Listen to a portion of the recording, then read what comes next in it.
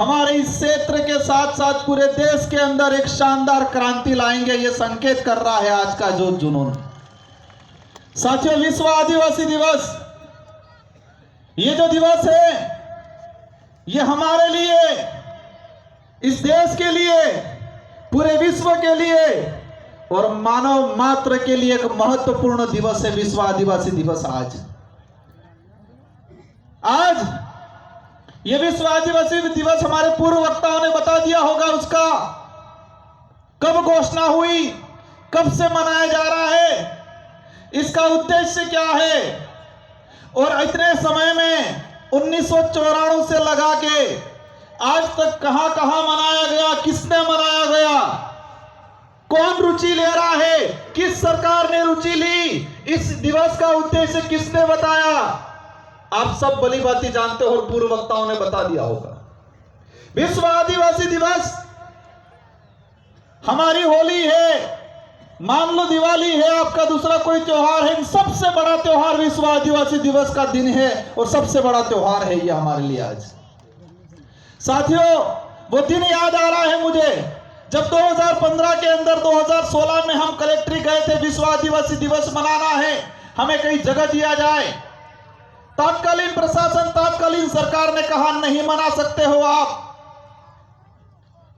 हम लोगों ने इधर इधर हाथ पैर मारे, जगह नहीं दी, सरकारी कहीं परमिशन नहीं दिया और हमने गोकलपुरा में जाके सोमालाल जी के घर पे उनकी निजी जमीन पे विश्व आदिवासी दिवस मनाया था। शुरुआत में बड़े पैमाने पे, शुरुआती एंडिंग की अगर बात करें, थोड़े संख्या हुई थी और उस समय कई लोग हंसते थे, कई लोग ताने मारते थे, लेकिन मुझे इस विचारधारा पे गर्व है कि इस विचारधारा ने आज ऐसी क्रांति ला दी है कि हर घर के अंदर छोटा बच्चा से लगा के बड़े बुजुर्ग के अंदर आज जोश जुनून है, एक उत्साह जगा हुआ इस दिवस को लेके।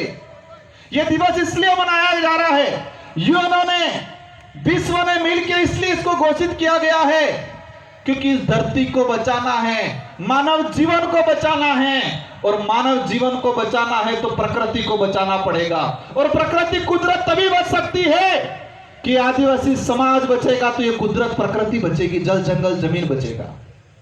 ये विश्व के कई बुद्धिजीवियों को समझ में आया कि पूरे विश्व के अंदर जो ग्लोबल वार्मिंग हो रही है, पेड़ कटाई हो रही है, इधर इधर पहाड़ों को प्रकृति के साथ जो अन्याय हो रहा है, उसका एक ही उपाय है, क्योंकि उनकी रक्षा आज से हजारों सालों से आदिवासी समाज करता आया है। आदिवासी समाज का संरक्षण करेंगे तो प्रकृति का शरण होगा। ये विश्व के बुद्धिजीवी लोगों ने, यूएनओ में बैठने वाले लोगों ने समझा और इसलिए विश्व आदिवासी दिवस की घोषणा की। लेकिन बड़े दुख की बात है, उस समय लगाकर आज तक किसी भी सरकार ने इस विश्व आदिवासी दिवस को अपने विवेक से, उत्साह से नहीं मनाया, किसी भी सरकार ने। लेकिन हमें गर्व है कि हमने यहां पर आदिवासी छात्रावास के अंदर आप सभी ने मिलकर एक कारवा खड़ा किया। उस समय तत्कालीन सरकार थी वसुंधरा गवर्नमेंट की और उन्होंने मजबूर में ऐच्छिक अवकाश घोषित किया और 2018 में 84 और सागवाड़ा की जनता आप सबकी मेहरबानी से 2 विधायक जीत के गए और 2 विधायकों के जीतने की वजह से हमने दमखम से अशोक जी गहलोत से कहा, अगर आदिवासी हितैषी हो, उसके लिए कुछ कर सकते हो तो आदिवासी दिवस का राजकीय अवकाश घोषित किया जाए, मांग रखी और उनको मानना पड़ा और 2018 में विश्व आदिवासी दिवस की सरकारी अवकाश किया गया 2019 के अंदर। कुछ लोग कहते हैं क्या किया, क्या उपलब्धि, यह बहुत बड़ी उपलब्धि है हमारे लिए, हमारी आइडेंटिटी, हमारे अधिकारों की रक्षा। यूएनओ ने जो विश्व आदिवासी दिवस घोषित किया गया था उसको राजकीय अवकाश घोषित कराया। पूरे राजस्थान के अंदर कर्मचारियों के माता पिता आज पूछ रहे हैं, आज स्कूल क्यों नहीं गया, आज हॉस्पिटल में क्यों नहीं गया, किसकी छुट्टी है। हर कर्मचारी अपने माँ बाप को जवाब दे रहा है, वो किसी भी समाज का हो, कह रहा है कि आदिवासी दिवस है आज। पूरे राजस्थान के अंदर हर माँ बाप पूछ रहा होगा, बच्चे पूछ रहे होंगे उनके पिताओं से कि आज किसकी छुट्टी है, तो आज विश्व आदिवासियों का दिवस है इसलिए छुट्टी है।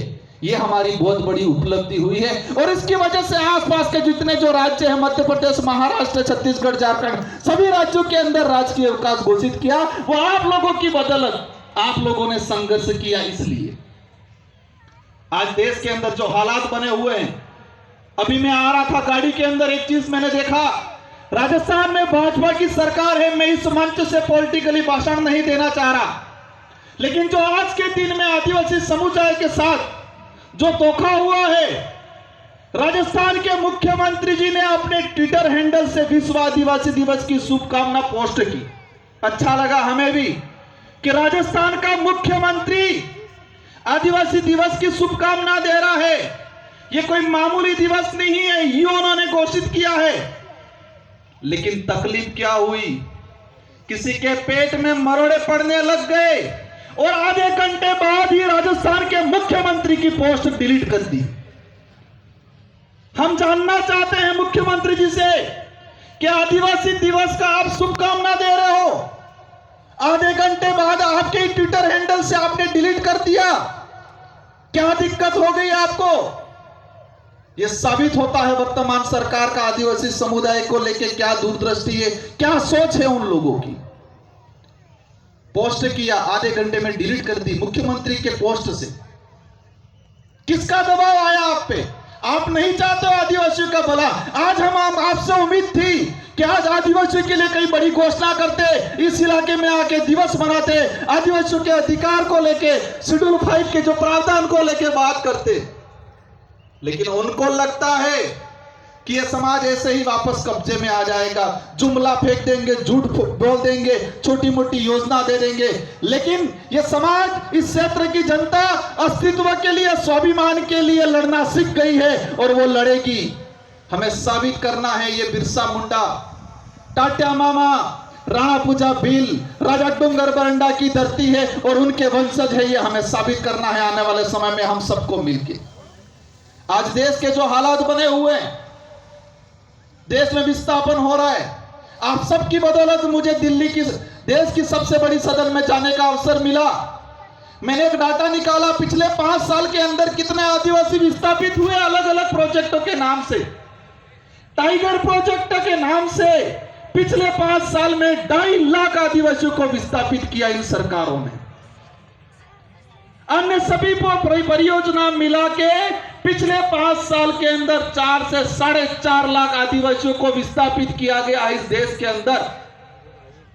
आज तक का, आजादी के बाद तक का, आप तक का इतिहास उठा के अगर देखते हैं, इस धरती पे अगर सबसे ज्यादा कोई विस्थापित हुआ है परियोजना के नाम से, तो आदिवासी समुदाय विस्थापित हुआ है।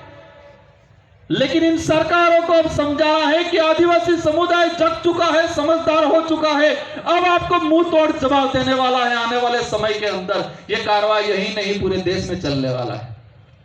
साथियों, एक बात और मैंने देखी, हमारा जो इतिहास है आजादी से पहले का, मानगढ़ हत्याकांड देख लो, बिरसा मुंडा का आंदोलन देख लो, देश के कई कोनों में आदिवासी महापुरुषों ने जल जंगल जमीन की, स्वाभिमान की, हक अधिकार की लड़ाई लड़ी, लाखों लोग मारे गए।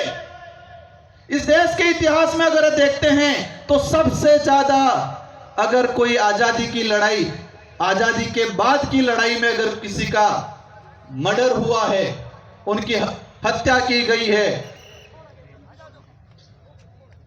तो आदिवासी समुदाय की गई है।